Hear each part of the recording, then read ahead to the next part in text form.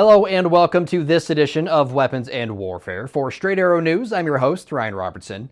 On tap this week, if, as the saying goes, necessity is the mother of invention, then the people behind a company called Building Momentum are the teachers of invention.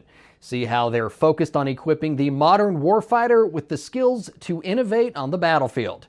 And we're going across the pond to see how this tank is setting a new standard in our weapon of the week. But first, some headlines you may have missed. 1 year at the earliest. That's when the head of Naval Air Systems Command says the DoD's beleaguered V-22 Osprey could be cleared to resume unrestricted flight. I will not certify the V-22 to return to unrestricted flight operations until I am satisfied that we have sufficiently addressed the issues that may affect the safety of the aircraft. Based on the data that I have today, I am expecting that this will not occur before mid-2025. Testifying during a House Oversight Subcommittee hearing, Chebby said those involved are looking at material and non-material changes that would allow the V-22 to return to mission status without restrictions. Right now, those restrictions include only flights within 30 minutes of a suitable diver airfield. All of this is in the wake of 4 Osprey crashes in the span of 19 months, resulting in the death of 20 service members. The V-22 entered service in 1989. In 2010, the Marine Corps identified a problem with the aircraft's hard clutch. The Vice Admiral testified those problems were mitigated but won't be eliminated until an ongoing redesign of the system is complete. We've talked a lot about how American military leadership is adapting to what they see as the way future conflicts will be fought.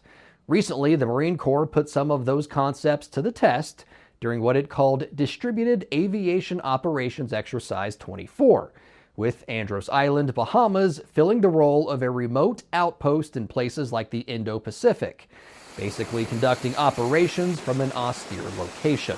When we're out here trying to train where we don't have the full maintenance support, we don't have the full capabilities, we don't have even the same working radio or computer networks, things like that we're always familiar with, I think this is good because it makes you think about how you're able to get your point across, get your message across, and eventually get ordnance to the right time and place. It's all part of what the Marine Corps is calling force design, a restructuring plan to reshape combat power for future near-peer adversary conflicts. The goal is for the Marines to modernize equipment, work closer with the Navy, and become more of a light strike force. And finally, the Air and Space Forces entered the AI chat space. For obvious reasons, military leadership doesn't want official business done with commercially available AI services. Think ChatGPT. Now they have their own. The Air Force Research Laboratory recently launched non-classified Internet Protocol Generative Pre-Training Transformer, or, thankfully, Nipper GPT. It's an artificial intelligence chatbot that can interact in a human-like manner, helping airmen and guardians with communications, task completion, and online coding on a secure system. This is not a military first. The Navy and DoD already have similar services. If you've been in the workforce long enough, odds are you took some on-the-job training at some point. Maybe your company switched to a new software program, or you were promoted and needed new skills. You probably spent time with colleagues in the same boat as you, so you can all go back to your jobs with a little more knowledge and know-how than you had before, and maybe some more confidence too. In the world of special operations, though, where on-the-job training is a constant, some of the best technologies and the insights in how to best use them don't always make it to the front lines. And that's where Building Momentum comes in. It's a small business with a big idea. Train tip-of-the-spear operators in how to use top-of-the-line tech in the most out-of-the-way places. U.S. General John Pershing, the commander of U.S. Expeditionary Forces in Europe during World War I, said infantry wins battles. Logistics wins wars. In a military sense, logistics is basically getting the right people and equipment in the right place at the right time. and making sure both work when they arrive. But in the world of special operations, where operators are often deployed in small teams, covertly into hostile foreign territories, it's not like you can just radio HQ for more supplies. In those situations, it's a race to the clever. We want them to be able to go into the, Radio Shack of Morocco and figure that stuff out. As the CEO and co-founder of Building Momentum, it's Brad Halsey's job to make sure his clients can not just run the race, but win it. He was a special operator in the Navy and served in Iraq before being injured. That surgery went bad, and so I was a disabled veteran. And so after that, I was like, you know what, I want to use my brains instead of my broken body to make a living. So he did. Halsey worked for research institutes and think tanks, developing what he says were some amazing technologies. And so this was, post September 11th. We were in Iraq, we were in Afghanistan, and I was just really frustrated that all the technologies I was working on for DARPA, for the agency, for all these organizations, none of that was actually going anywhere. It was just going on to the Raiders of the Lost Ark, like warehouse shelves. In 2008, Halsey spent a year in Iraq, learning firsthand what soldiers fighting on the edge needed to win. I had a lab in Baghdad that I made a lot of technology and solutions from, but I pushed out all across the country. From its humble beginnings in Baghdad, Building Momentum is now at the forefront of giving Special Operations Forces the unique on-the-job training they need to complete covert missions in the modern world. Things like 3D printing a spare part in the field or building aerial drones with sticks. Looking at your client list, SOCOM, JSOC, Rangers, EOD, Space Force, Airborne. You are helping to train at the edge. You're helping to equip folks at the edge. Yeah, so to date we've trained almost 10,000, service members across every organization except for Coast Guard, because you guys know what you did. Because it's just we haven't stumbled across that yet.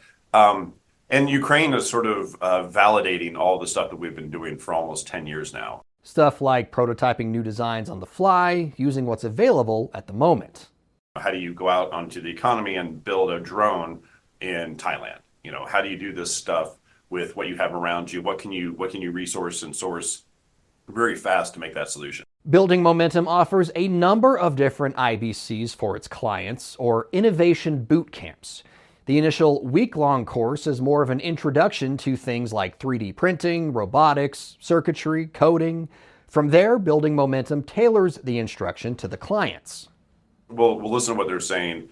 Like recently, we just did autonomous boats out in Japan because the Marine Corps saw what the Ukrainians were doing. They saw how the South China Sea is a really important thing to understand right now, and so we showed them how to build these 12-foot boats that autonomously go out and drop sensors off and come back to shore all on their own right. And in my opinion, that's where Building Momentum shines.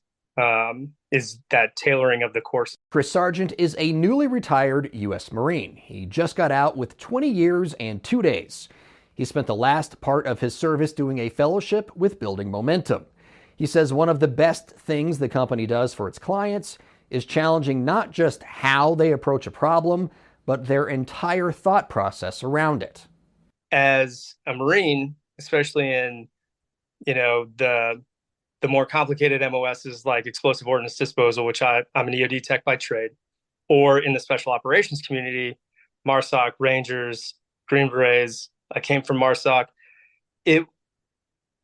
Failure is looked at very negatively, right? So if you fail, you failed, right? Like get in the back of the line, you can try again later, right? Them enabling you to fail fast and learn from it and view it as a positive thing, in my opinion, is huge. Chris says it's his hope that this way of thinking, of trying new solutions and failing fast, permeates into the ranks of the regular military, at least to a certain extent. Chris and Brad both say if the concepts Building Momentum teaches could be more ingrained into the institutional knowledge of our military as a whole, it wouldn't just benefit special operators, but the entire fighting force. Let's imagine we push everything out to the right and we're going into some crazy, post-apocalyptic thing or whatever, it's still going to be all these clever solutions that people will be doing, because all the big toys will be broken, all the big things will be done, all the satellites will be down, or name a thing, name some horrible thing. And now it's going to be a race to the clever. It's always going to be a race to the clever. And technology has made it so accessible. While Building Momentum may be a veteran-owned small business that works with some of the most elite warriors on the planet, they do corporate events too. And there are some boot camps coming up this summer and fall where individuals can take part by buying a seat in the class as well. Might just have to schedule a team building retreat for the guys here at the show. Serving you clarity through context, our mission at SAN is to deliver the news straight down the middle. We're different from mainstream media because we spotlight distorted headlines and show you how to do it too. Discover stories that right and left-leaning outlets are choosing not to cover by using our Media Mist tool. Download the SAN app and turn on notifications to have straight facts delivered right to your phone or tablet, and get straight facts anytime at SAN.com. For our weapon of the week, we are heading across the Atlantic to check out the British Army's Challenger 3 battle tank, a bully that's setting some new standards for tank warfare. Like its name implies, the Challenger 3 is the next evolution of the Challenger 2 main battle tank that the Brits have been using since 1998. With that evolution comes some significant upgrades, notably in firepower. More on that in a moment, but first, here are some pertinent details. It weighs 66 tons and it's built for a crew of 4. The Challenger 3 is made by Rheinmetall BAE Systems Land, yes, that is a mouthful, in Telford, England. The British Army is due to receive 8 prototypes and eventually field a fleet of 147 tanks. The Challenger 3 comes equipped with an all-new turret, an improved hull, and improved armor. Of course, the main feature is the 120mm L55A1 smoothbore high-pressure gun. Very impressive sounding, but what does it all mean? Well, when paired with the latest 120mm DM73 ammunition, the Challenger 3 now checks in with an engagement range of up to 5,000 meters. For those of us not on the metric system, that's a little more than 3 miles, a stat that's not lost on the troops that will be trained to take it into combat if the need arises. In terms of lethality, we're pairing the latest 120mm smoothbore gun, high-pressure gun, and we're pairing that with the most lethal ammunition available. So this will be one of the most lethal tanks in Europe. All of this is capped off with a new set of sighting systems that allows us to direct that lethality with much greater precision, 24 hours a day, and overall the whole capability is a total step change to what we currently have with Challenger 2. So what can people on the business end of this beast expect? The Challenger 3 can fire the latest armor-piercing, fin-stabilized, discarding sabot rounds, high-explosive anti-tank rounds, and programmable air-burst munitions. That versatility allows crews to engage a wide variety of targets. And if you're thinking you want one for weekend outings with the boys, better start saving now. Well equipped, it's going to cost you a cool $5 million per.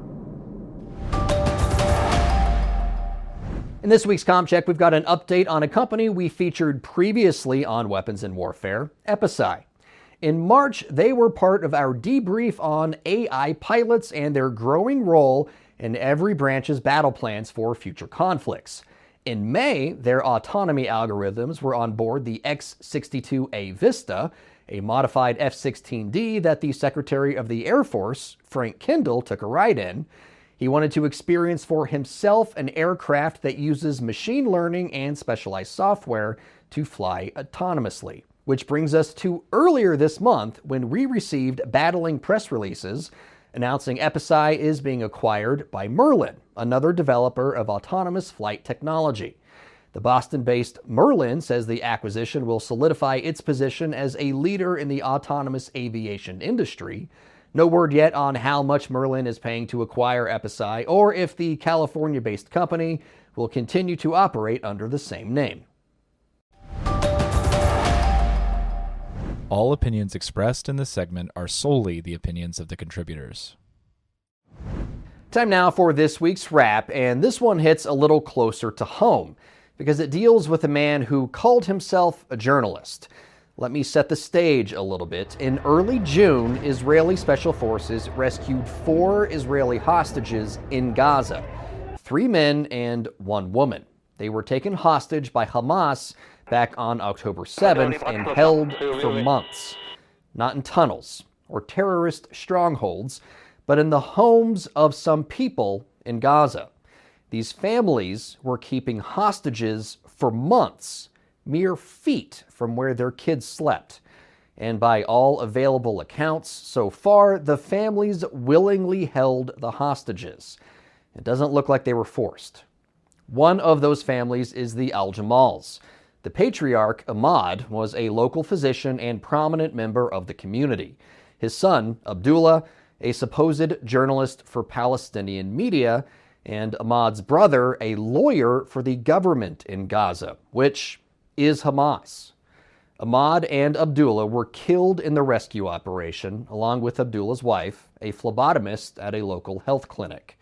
Based on the evidence coming out, Ahmad and Abdullah al-Jamal were liars, terrorists, and professional failures.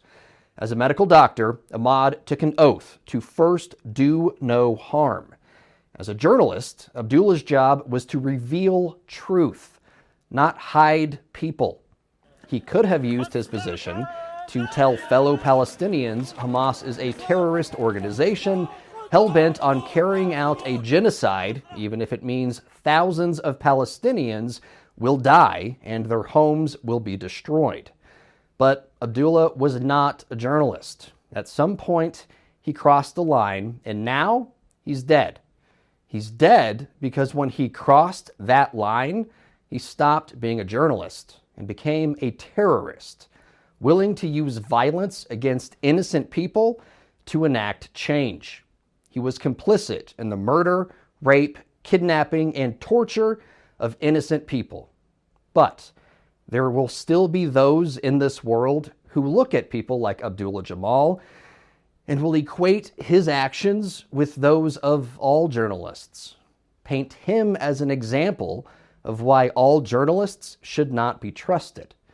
At the time I'm recording this wrap, the story is fairly new, but I can just imagine how it's going to be picked up and portrayed on social media sites around the world. So let me go on the record now and say Abdullah al-Jamal was not a journalist, despite him identifying as one. Abdullah al-Jamal was a terrorist. Journalists report factual information within context and without bias. Period. Anything else is not journalism, and anyone claiming to be a journalist while violating these principles is not what they claim to be. Period. I hope that helps clear up some confusion, hopefully before it starts. For senior producer Brett Baker, video editor Brian Spencer, and graphics designer Dakota Patillo, I'm Ryan Robertson with Straight Arrow News, signing off.